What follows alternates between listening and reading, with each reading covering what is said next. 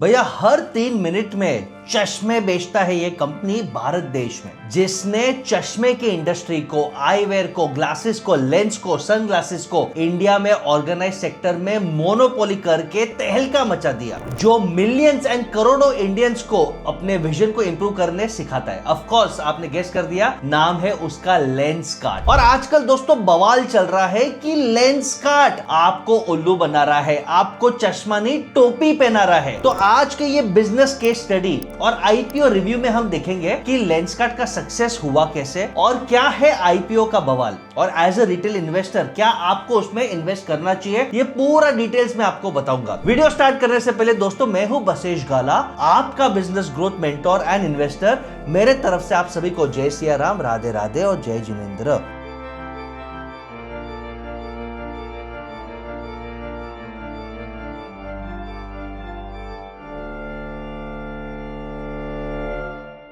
अब हम स्टार्ट करते हैं कि भाई शुरुआत कैसे हुई। पीयूष बंसल साहब का बैकग्राउंड एक्स माइक्रोसॉफ्ट एम्प्लॉय थे। ये एक बहुत इंपॉर्टेंट लेसन है कि अगर आप स्टार्टअप करना चाहते हो, बड़ा बिजनेस करना चाहते हो या फैमिली बिजनेस करना चाहते हो, पहला भैया एक्सपीरियंस और एजुकेशन ले लो। आजकल लोग इंस्टाग्राम पे आइडियाज लेते हैं और बोलते हैं सर हम करोड़ों कमाएंगे। नहीं भाई, आपके पास एक्सपीरियंस, नेटवर्क होना चाहिए, स्किल्स होना चाहिए। तो 2010 में दिल्ली बेसमेंट में 25 लाख रुपए उनकी सेविंग्स थी।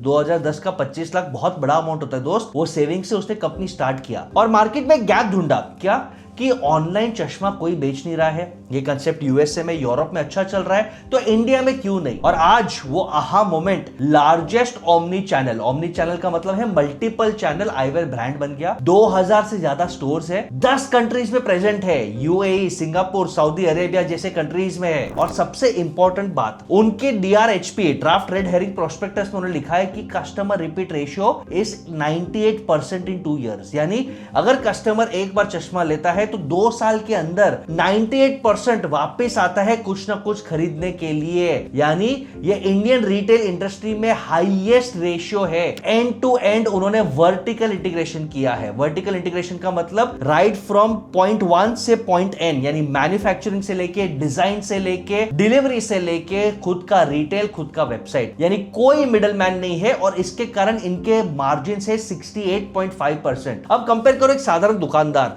वो डिपेंड करता है कोई डिस्ट्रीब्यूटर के ऊपर, वो डिस्ट्रीब्यूटर खुद अपना 10% मार्जिन लेता है, वो डिस्ट्रीब्यूटर डिपेंड करता है मैन्युफैक्चरर के ऊपर, वहां पे वो अपना मार्जिन रखता है, तो अल्टीमेटली रिटेलर को मिलता है 30 से 40%। यानी वो कस्टमर को कितना ही प्राइस दे पाएगा। बट क्योंकि ये मैन्युफैक्चर कर रहे हैं, क्योंकि ये खुद डिस्ट्रीब्यूट कर रहे हैं, खुद बेच रहे हैं, इनके पास ज्यादा मार्जिन है, तो मार्जिन के कारण वो अपनी चीजें और वैल्यू फॉर मनी और सस्ते में बेच पा रहे हैं और मार्केट को डिस्टर्ब कर पा रहे हैं। और इसका नतीजा देखो कि 2700 फ्रेंचाइजीज है। और अगर आप फ्रेंचाइजी लेते हो लेंसकार्ट का, तो उसमें आपको इन्वेस्ट करना पड़ता है। फ्रेंचाइजी फी है, एक वन टाइम सेटअप कॉस्ट है, और उसका आरओआई या पेबैक पीरियड क्या है। Globally best performing franchise models को लगता है 24 महीने कॉस्ट को रिकवर करने के लिए, 2 साल। लेंसकार्ट को लगता है 10 महीने। यानी fastest ROI retail network, most promising retail network in the world के कगार पे है कि आपने इन्वेस्ट किया, 10 महीने में आपके इन्वेस्टमेंट ऑन एन एवरेज आपके हाथ में है, 11वें महीने से प्रॉफिट बल्ले बल्ले। तो ये सबसे बड़ा ब्रेक थ्रू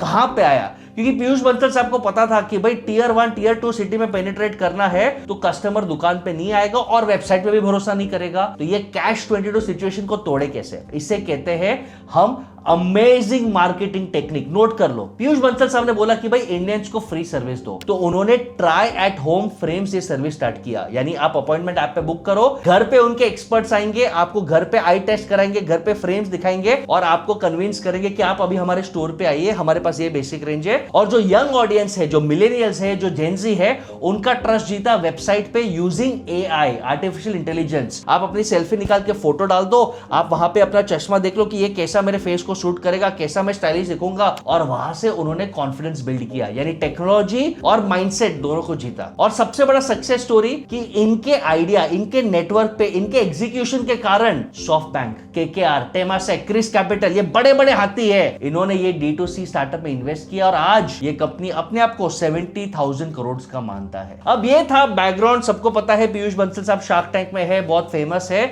आईपीओ कब आ रहा है? 31 अक्टूबर से 4 नवंबर रहेगा। प्राइस बैंड है 402 रुपया पर शेयर और इश्यू साइज है ऑलमोस्ट 7,280 करोड़ रुपया का, जिसमें 2,150 करोड़ फ्रेश इश्यू है। यानी अब ये बहुत इंपॉर्टेंट है, less than 30% is going to go in the company. और वो भी किस में जाएगा? शायद डेट कम करने में, शायद मैन्युफैक्चरिंग में, शायद मार्केटिंग में, स्टोर एक्सपांशन में डेफिनेटली जाएगा। बट जो ऑलमोस्ट 70% फंड है 5,130 करोड़ के आसपास, 5,128 करोड़, ये जाएगा एग्जिट देने में, अर्ली इन्वेस्टर्स और प्रोमोटर्स को एग्जिट देने में। इसे कहते हैं ऑफर फॉर सेल। तो ये मेरा हमेशा एक पैरामीटर होता है कि जितना ओएफएस ज्यादा है उसका मतलब ये लोग सिर्फ मलाई मार रहे हैं, एंजॉय कर रहे, एग्जिट कर रहे, कंपनी के अंदर पैसा नहीं आ रहा। तो ये एक रेड फ्लैग है कि अगर ओएफएस 50% से कम रहता तो मेरी तरफ से थम्स अप रहता, लेकिन अब थम्स अप डाउन है। अब expected valuation 70,000 crore rupees, $8 billion. Valuation इतना हाई क्यों है? अब हम अंडरस्टैंड करते हैं, आज भी ग्रे मार्केट प्रीमियम 10 से 15% चल रहा है रिटेल में, और एंकर इन्वेस्टर्स फिडेलिटी, एडा, ब्लैक रॉक ने स्ट्रॉन्ग इंटरेस्ट दिखाया है, म्यूचुअल फंड्स ने भी स्ट्रॉन्ग इंटरेस्ट दिखाया है, और पीयूष बंसल साहब और लीडरशिप टीम ने बहुत स्मार्ट किया है। क्या? रिटेल को सिर्फ 10% दिया है कि रिटेल इन्वेस्टर्स आपको सिर्फ 10% ही स्लॉट मिलेगा।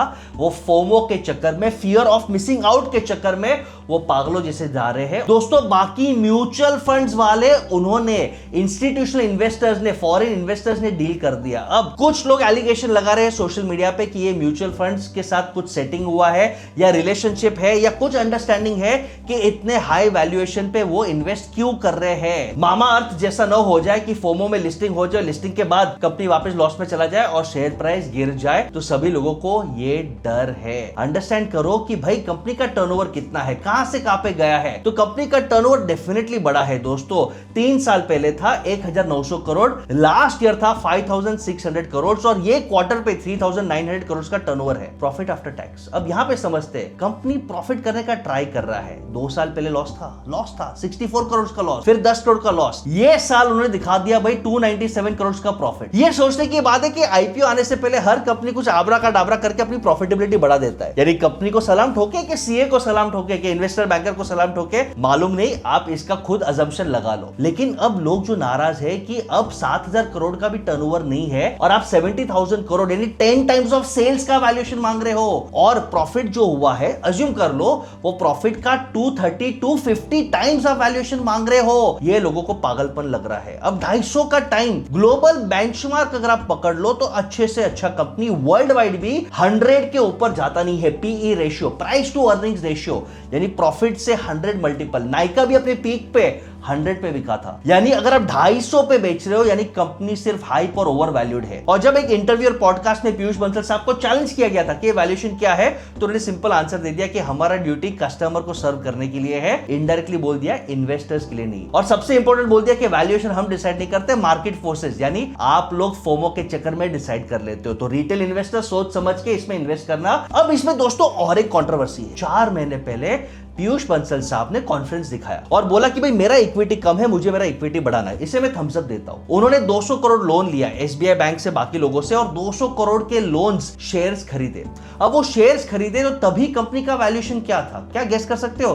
तभी कंपनी का वैल्यूएशन था ऑलमोस्ट 8,000 करोड़। 8,000 करोड़ से 70,000 करोड़, 8x 9x 4 महीने में। ऐसा क्या हुआ भाई? मैं आपको बता दूं, ये नॉर्मल प्री आईपीओ प्रैक्टिस है कि प्री आईपीओ में लोग अपने अंडरस्टैंडिंग के हिसाब से एक दूसरे को शेयर्स बेचते हैं। पीयूष बंसल साहब को जब चैलेंज किया गया था कि आपने ये क्यों किया, तो उन्होंने कहा था कि भाई मुझे मेरे पे भरोसा है, कंपनी पे भरोसा है, मुझे कंपनी के शेयर्स चाहिए, और ये जो शेयर्स मैंने लिए हैं, ये वाले शेयर 200 करोड़ रुपए वाले, इस पे लॉक इन है, इसको मैं बेच नहीं सकता कुछ टाइम तक, तो ये मेरा कमिटमेंट बढ़ाता है। लेकिन कहीं ना कहीं लोग नाराज हो रहे हैं कि भाई उनको मिला एंट्री 8,000 करोड़ के वैल्यूएशन में, और अगर हमें एंट्री चाहिए तो हमें मिलेगा 70,000 करोड़ के वैल्यूएशन में। तो ये लाइफ की रियलिटी है बाबू मोशाय। नेटवर्क रहेगा, सेटिंग रहेगा तो ही आप आगे बढ़ोगे। अगर आप नॉर्मल चीजें के लिए वेट करोगे तो आपको हमेशा हाइप और ओवर वैल्यू डील ही मिलेगा। एक क्वेश्चन तो पूछना चाहिए कि वो कौन म्यूचुअल फंड्स है जो पागलों जैसा डे 1 पे उसे सोल्ड आउट कर दिया? ये न्यूज आ रहा है, डे 1 के आईपीओ के लिस्टिंग पे रिटेल सोल्ड आउट है,